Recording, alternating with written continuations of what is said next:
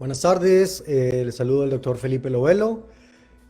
Soy médico epidemiólogo, trabajo como profesor en la Facultad de Salud Pública de la Universidad de Emory y como consultor en salud poblacional de Kaiser Permanente en Georgia. Me encuentro en Atlanta. Es un gusto para mí acompañarlos hoy en este segundo Facebook Live acerca del coronavirus y de las preguntas que puedan tener, las nuevas informaciones que tenemos y en general de poder hablar y poder dedicarle algunos minutos a este tema. Tal vez nos han visto en las mañanas respondiendo algunas preguntas durante un nuevo día y queremos abrir también este espacio para poder interactuar con ustedes y responder algunas preguntas. Mientras tanto, vamos a empezar a leer algunas preguntas que ya nos han enviado y también hablar un poco de lo que hemos visto en las últimas semanas desde el último live sobre el coronavirus.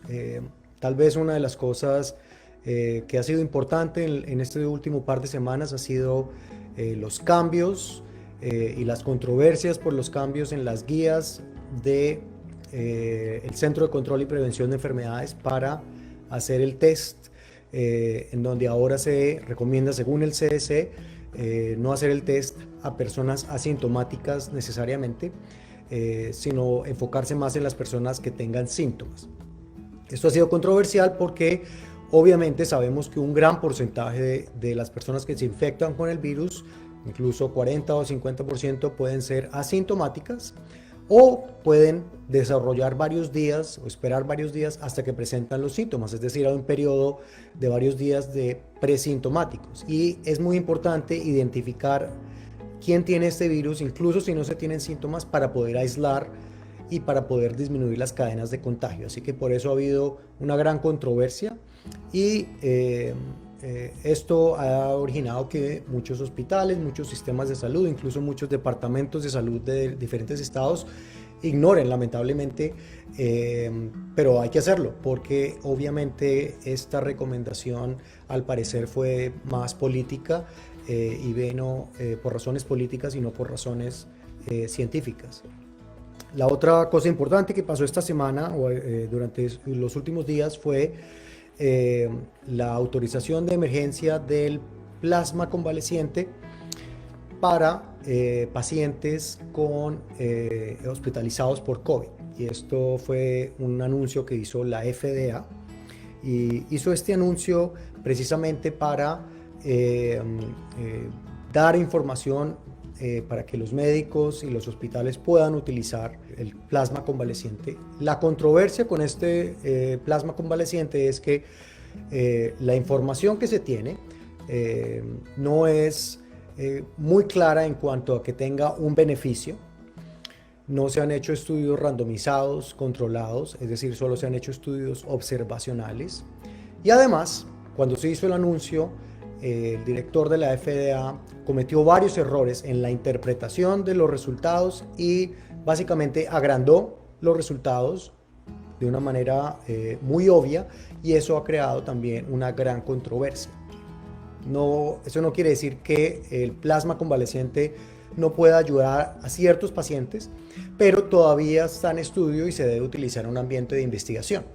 No está claro que el efecto benéfico del plasma convaleciente sea tan importante como para, digamos que darle esta recomendación de autorización en estos momentos, y por eso tenemos que esperar a que haya más investigación acerca del tema y que haya estudios randomizados para poder de esa manera darle mucho más fortaleza a la potencial utilidad de esta herramienta. Vamos a empezar a responder algunas preguntas de las que nos han enviado y nos empiezan a enviar.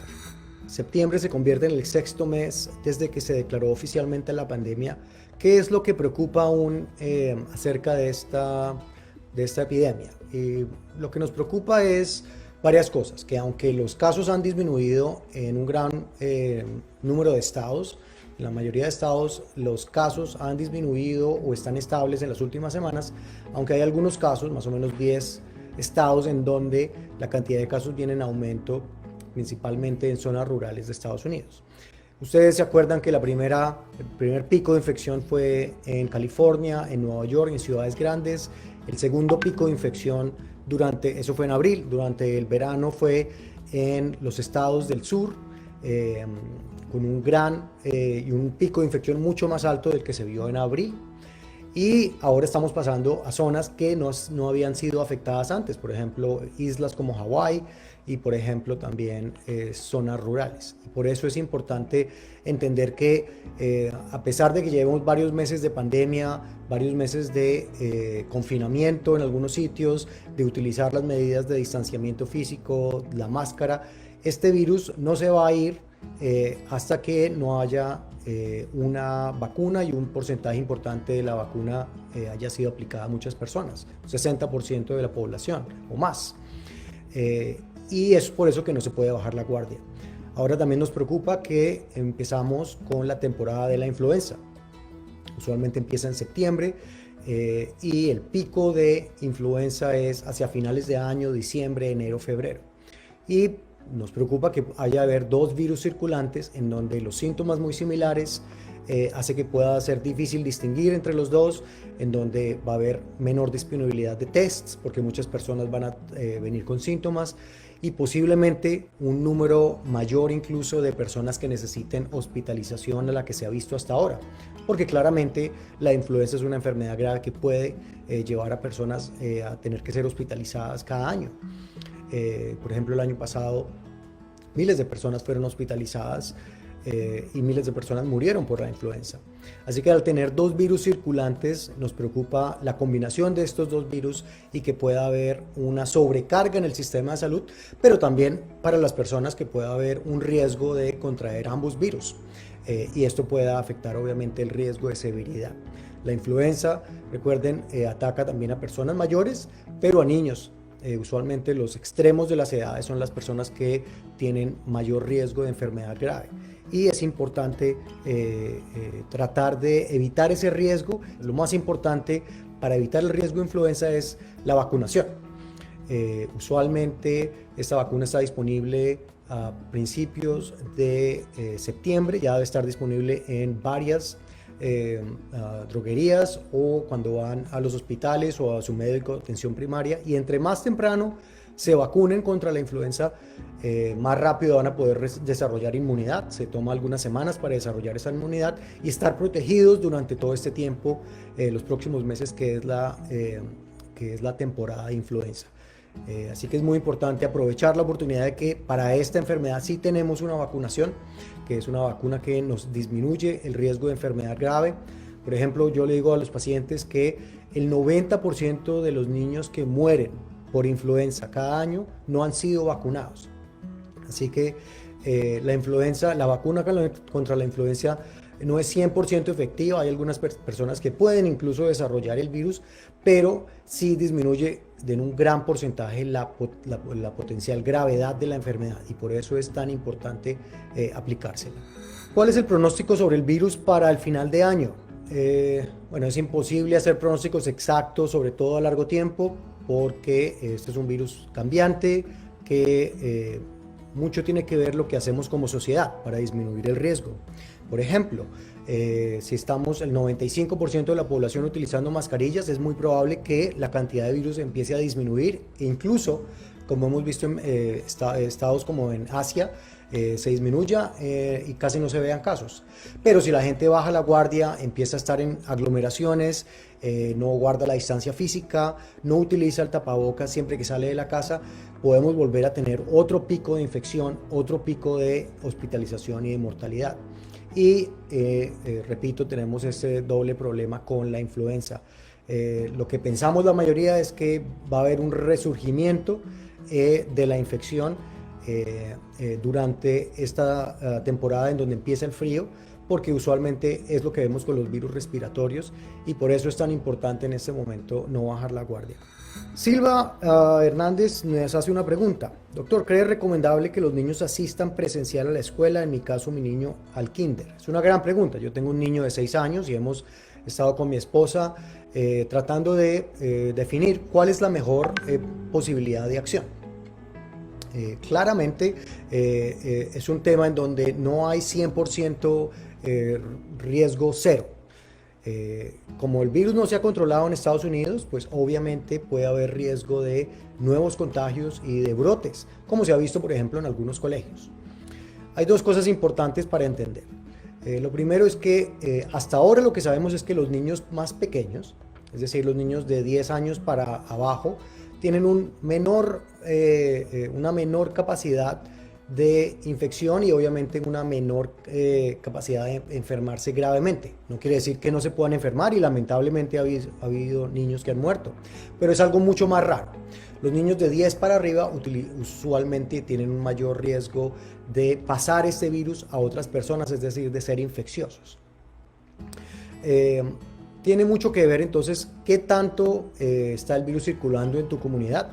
Y si vas a las páginas del Departamento de Salud de tu condado, puedes ver esos números de cuántos casos están y si está en un nivel crítico, en un nivel medio, en un nivel bajo.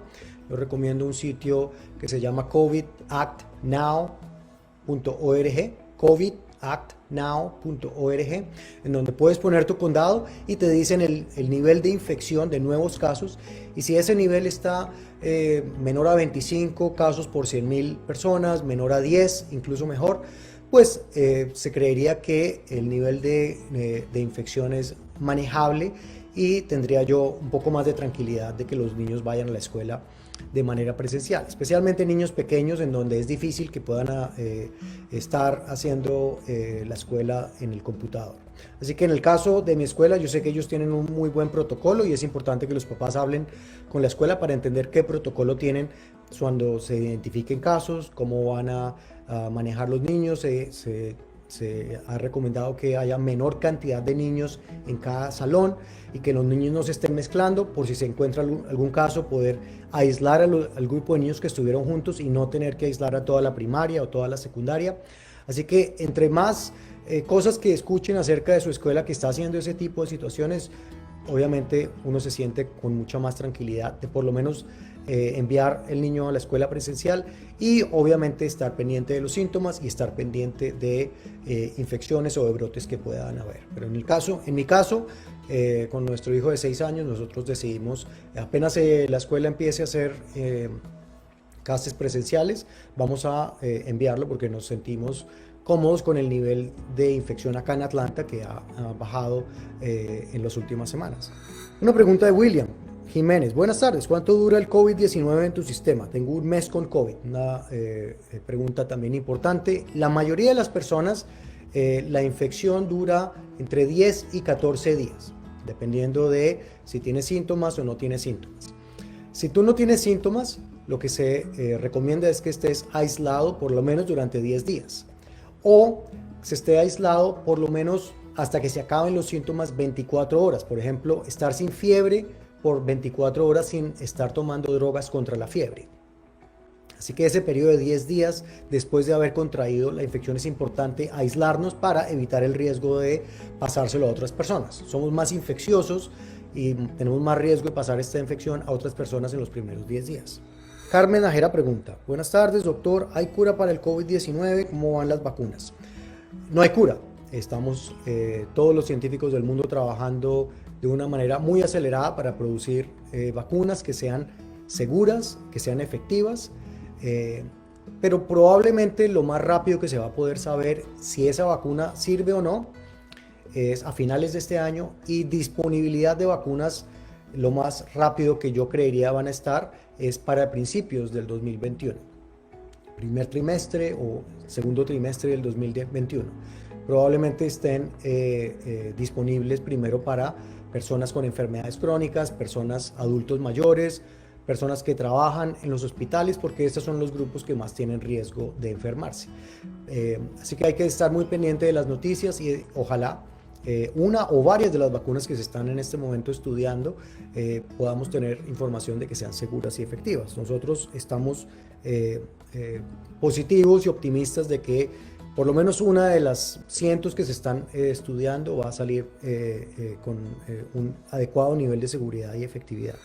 Las personas que son asintomáticas tienen que igualmente guardar reposo. Sí, esta pregunta es de Paula Castillo. Repito, si tienes un diagnóstico de COVID, si te hicieron la prueba con el hisopo de PCR y sale positiva, hay que estar, así no tengas síntomas, hay que estar aislado durante al menos 10 días desde el momento en que tuviste ese positivo o te dieron esa prueba positiva. Y si se desarrollan síntomas, repito, hasta que se acaben esos síntomas y hayamos pasado un periodo de 24 horas sin fiebre, para disminuir el riesgo de contraer o de pasarle el virus a otras personas. Regla González, ya hablamos del plasma, si es efectivo como tratamiento. Hay algunas indicaciones, pero no tenemos datos de los estudios randomizados, que son los que se necesitan para realmente saber si es mejor utilizarlo que no utilizarlo. En algunos hospitales, en mi hospital por ejemplo, lo estamos utilizando para ciertos grupos de personas, usualmente cuando se da más temprano, los primeros 3 días, y cuando se tiene plasma que tiene unos buenos niveles de anticuerpo, cuando el donante ha tenido unos buenos niveles de respuesta inmune, es cuando probablemente tenga más posibilidad de funcionar, pero no es ni mucho menos lo que nos va a salvar. Es una droga más, además de otras drogas que estamos utilizando para el tratamiento de esta enfermedad. Pregunta de Liv. Hola doctor, estoy cursando el día 21 de contagio, ya sin síntomas. Hoy me dice una prueba cualitativa y salió positiva. A esta altura, ¿aún puedo contagiar a mi familia? Bueno, no sé mucho a qué te refieres a una prueba cualitativa. Si estás cursando el día 21 después del contagio y tuviste hace 21 días una prueba en donde por PCR te dijeron que tenías el coronavirus, ya no tienes síntomas, ya no se considera que estás en el periodo de contagio. Es importante que si te tienen síntomas, todavía puede haber riesgo de contagio, y por eso se habla de al menos 24 horas sin fiebre, como después de 10 días de haber tenido el diagnóstico, como el periodo que se debe todos mantener aislados. Ahora bien, si una persona, y esta pregunta la hacen varias veces, si una persona tiene 2 pruebas positivas, por ejemplo, hay varios futbolistas que han tenido varias pruebas positivas, usualmente eso no quiere decir que haya una reinfección, especialmente si esas 2 pruebas positivas se han dado en un periodo de 3 meses.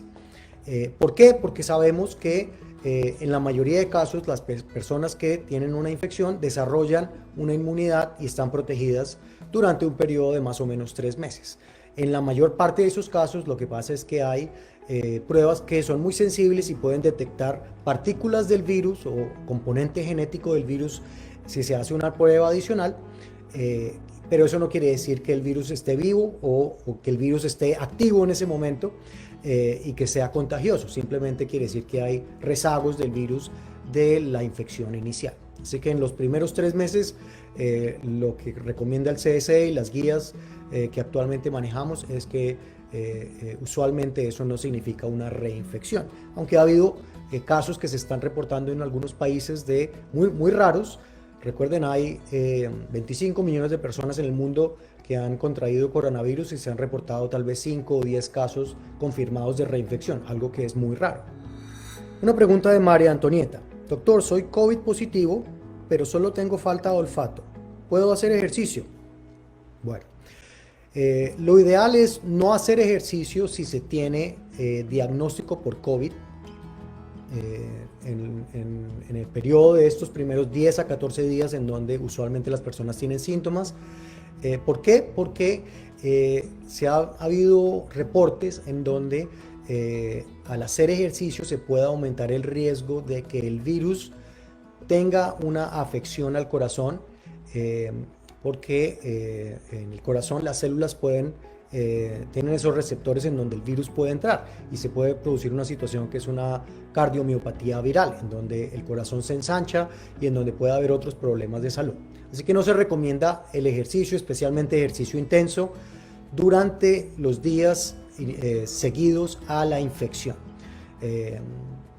Puedes reposar unas 2 semanas y empezar paulatinamente a hacer ejercicio, y si por alguna razón tienen síntomas, por ejemplo taquicardia, por ejemplo dolor en el pecho, pues obviamente hay que consultar para asegurarse de que no haya algún otro problema adicional. Personas que tienen menos síntomas obviamente van a tener menos riesgo de enfermedad grave. Así que si solo tienes el síntoma de la pérdida del olfato, eso es relativamente bueno. Ojalá que solo sea ese síntoma que tienes y rápidamente puedas pasar a los 10 días de aislamiento y poder retomar la vida normal. Pero es importante ser cuidadosos en los primeros días después de una infección confirmada por el coronavirus. Una pregunta de Antonio Lizano. Saludos desde Nicaragua, gracias. Una persona que ya tuvo COVID se puede volver a infectar y si se vuelve a infectar, ¿qué tan grave sería? Sí, ya habíamos hablado de este tema. Usualmente el riesgo de reinfección hasta ahora, de lo que sabemos, es muy raro y se da en un periodo más allá de 3 meses. Es decir, si tuviste una infección y vuelves a tener un caso positivo o un test positivo, al mes o a los 2 meses probablemente no sea una reinfección, sino que el test como tal es muy sensible para detectar que haya partículas del virus. Pero si tuviste una infección, digamos que en abril, que fue diagnosticada con PCR y luego en octubre te vuelven a hacer otro test, tienes síntomas, puede haber una reinfección. Ha habido casos en donde las reinfecciones son con menos síntomas o no síntomas, pero también se han reportado casos en donde la primera infección fue muy leve o no tuvo síntomas y la segunda infección tuvo síntomas más graves y más severos. Así que todavía es muy temprano para saber cuál va a ser la historia de desarrollo de inmunidad por coronavirus. Recuerden, solo llevamos más o menos 8 meses a nivel mundial con este virus circulante. No ha habido suficiente tiempo entre las diferentes infecciones y por eso estamos todavía estudiando este riesgo de infección, cómo se desarrolla la inmunidad y realmente cuáles las características de las personas que pueden llegar a tener un riesgo de reinfección, usualmente con cepas un poco distintas. En los casos en los que se ha mencionado es tal vez una persona que vivía en un país, viajó a otro país y en ese otro país la cepa circulante era un poco distinta y puede haber reinfección con cepas que son distintas, porque recuerden que los virus usualmente están cambiando y mutando a medida que pasa el tiempo. Una pregunta de Cristina González, ¿cómo afecta el COVID a las embarazadas? Importante pregunta, y el grupo de embarazadas está en el grupo de riesgo en donde puede haber un riesgo adicional de desarrollar enfermedad un poco más grave por COVID.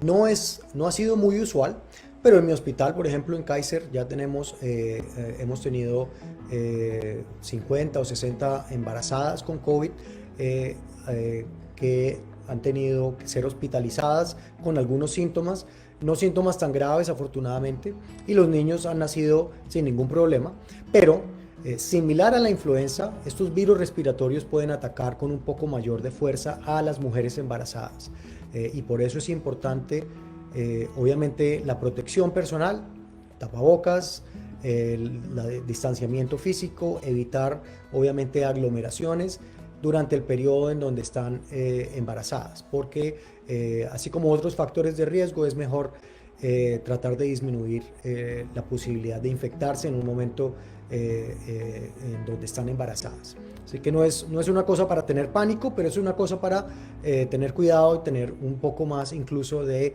precaución y evitar que pueda haber infecciones más graves durante el embarazo. Espero que estos espacios han sido útiles para ayudar a despejar algunas dudas. Les recomiendo una vez más mantener muy alta la guardia y sobre todo, si tienen la disponibilidad, por favor vayan a ponerse la vacuna para la influenza, porque es lo que mejor pueden hacer en este momento para disminuir el riesgo de influenza que puede estar circulando junto con el coronavirus, y no quieren estar expuestos a estos dos virus que pueden ser graves y pueden ser letales, no solo por su propia salud, sino por la salud de sus familiares, las personas que están en su casa, sus amigos. Así que estas vacunas ya están disponibles y la vacuna de influenza es lo que pueden hacer en este momento, y ojalá que llegue la vacuna para el coronavirus también rápidamente a principios del próximo año. Espero que lo hayan disfrutado y esperamos en el futuro volver a hacer otro de estos Facebook Live para poder seguir respondiendo preguntas y estar cerca de ustedes, la comunidad hispana y latina, tanto en Estados Unidos como en Latinoamérica. Felipe Lovelo, mucho gusto, buenas tardes y que se cuiden mucho. Buenas tardes.